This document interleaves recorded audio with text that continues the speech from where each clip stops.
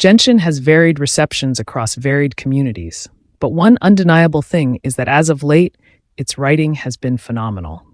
While I'll likely go over other aspects of the story at another point, right now I want to focus on a topic it did well that is surprisingly harder than appears: writing women. Genshin, and video games in general, tend to be a bit ahead of their times when it comes to strong women. Games like Legend of Zelda have characters like Mipha, Urbosa, and of course Zelda. Arcane, a show based on League of Legends, has amazing women like Vi and Jinx. But then we look to other modern media. We see characters like Rey or Captain Marvel, who are in my and many people's opinion terribly written despite their similarities. In Genshin we have a wide cast of characters, a good majority of them female. There are definitely lots of badly written characters, especially in the early stages. Lots of people have pointed out that Jean and Ganyu especially are pretty much the same character of an overworked mommy. Clearly, however, Genshin's good shit is backloaded. Many of the characters I talk about today are from Sumeru and Fontaine, which is when the story got really good. Not to mention, a lot of Genshin's women fit into what is dubbed as the action girl trope. This, like all tropes, can be done really well and really poorly. Genshin, in all the cases I'll talk about, does this well. So today we're going to take some of their best written women and examine them, figure out what makes them well written, and then I'll arrange those ideas into rules we can apply to our own writing. Remember sub, as I am a small channel and would appreciate all the support. Also, spoiler warnings for like the whole story up to Fontaine Act 5. There's a piece of writing advice I've heard around that says, write women like you write men. While this statement is well intended, I think it misses the mark. Look at modern pop culture and the poorly written, strong women.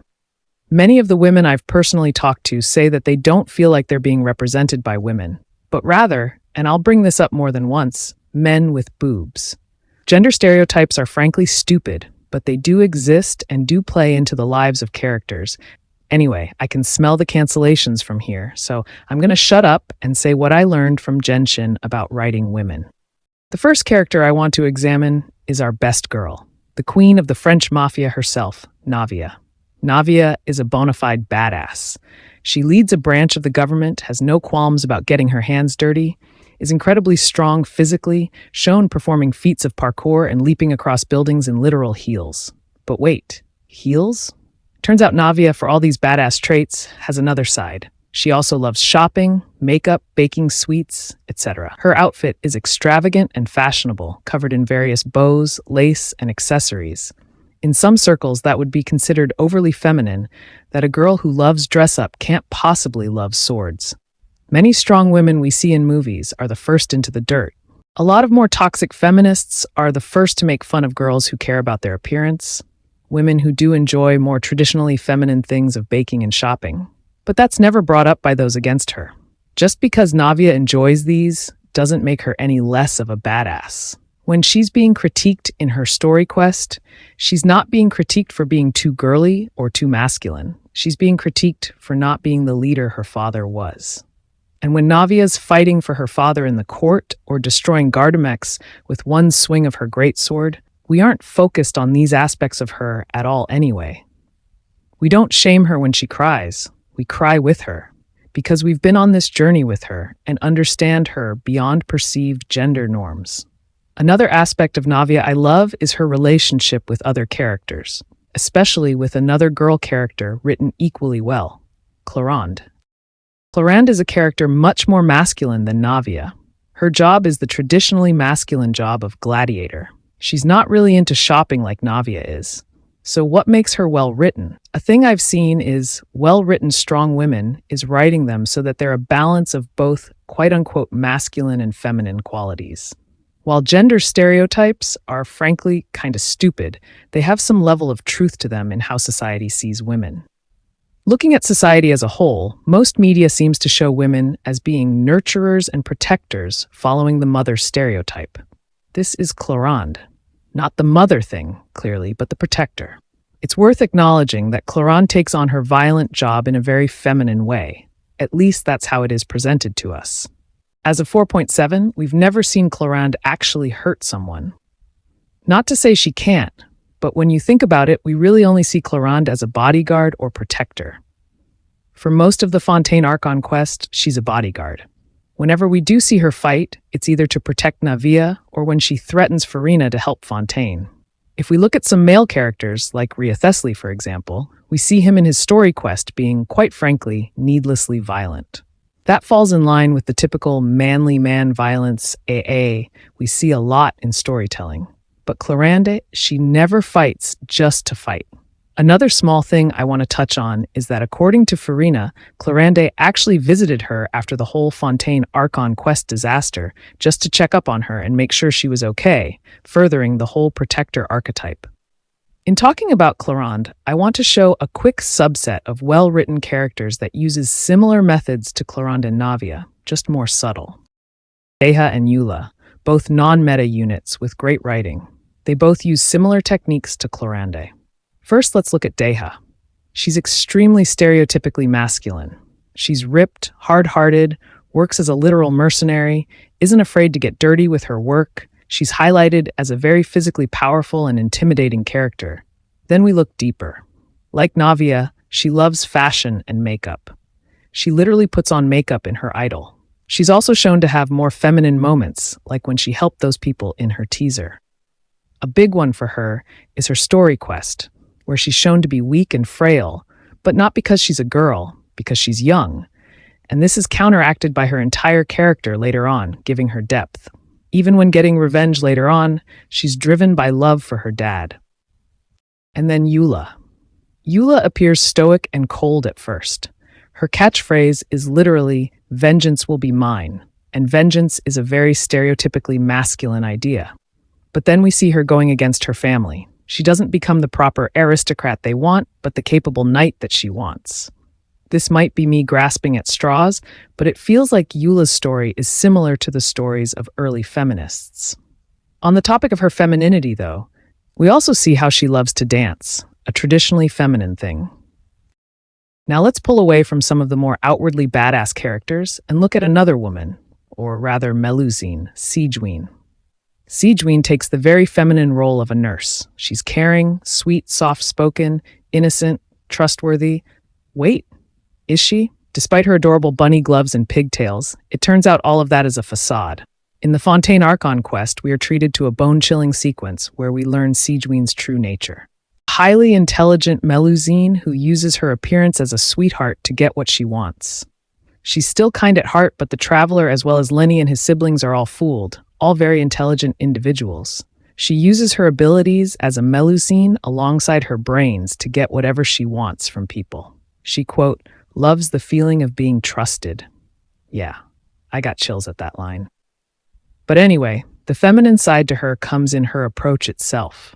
We see more masculine characters like Rhea and Ito taking a straightforward approach, but Sigewinne goes after her prey in a much more subtle manner.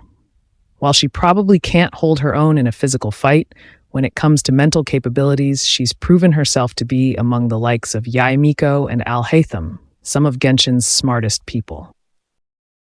Now we're going to get into her. One of, if not the best character in Genshin, the Hydro Archon Focalors and Fiorina. I'm not going to say anything groundbreaking about her story here, as I likely have nothing new to say, but her writing is amazing at its worst. Side note, her worst is awful, but that's in another one of my videos. Point is, she's great. Her kit, story, life, everything. So what of her writing?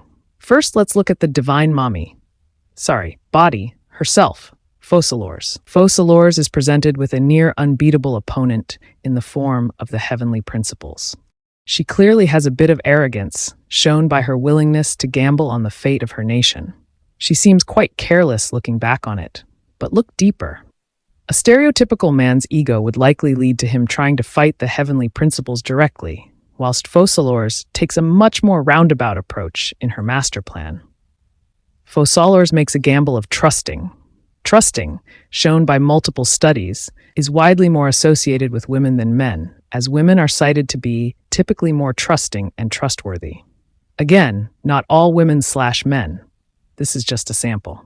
Focalors takes the calculated risk to trust Fiorina in order to save her people. And Fiorina, the human counterpart who I just want to hug. I know you do too, don't lie. Fiorina shows insane levels of mental strength and tolerance, to the point where, I think all of the Archons praise her for it. You all know her story by this point, so I won't bother directly recounting it, but think about the source of her strength. Every time someone offered her comfort, even when it might have been perfectly safe, she said no. Why? Because her only drive, her only goal was to keep Fontaine safe. Her only desire was to protect them from the prophecy.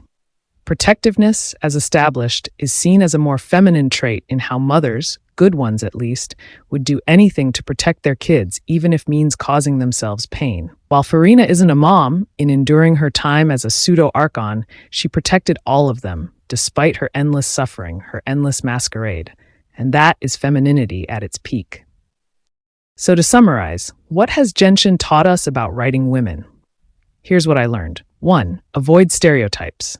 When writing strong women, write them so they have a balance of masculine and feminine qualities. Explore different styles of strong women, not just physical strengths. 2. Building on Rule 1, don't just avoid stereotypes, but break them. Show the stereotypical sweetheart like Siegeween and have her turn out to be a manipulator. Show a loud-mouthed brat like Fiorina and have her be a tortured hero beneath it. 3.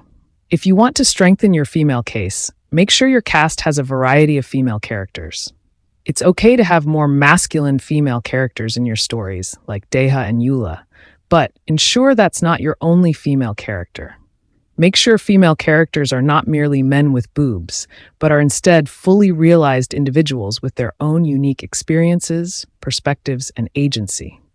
In adding women with varying levels of femininity to your cast, you can get away with a more masculine or more fragile one, since it's shown not to be gendered. And the final rule I could find was 4. Highlight the strength found in vulnerability, showcasing how characters like Fiorina can endure immense suffering while remaining resilient and determined. This demonstrates that femininity is not synonymous with weakness, but can be a source of profound strength. So yeah, that's pretty much all I have to say about this topic. Despite some of its female cast falling rather flat, they've been getting better and better as the years go on.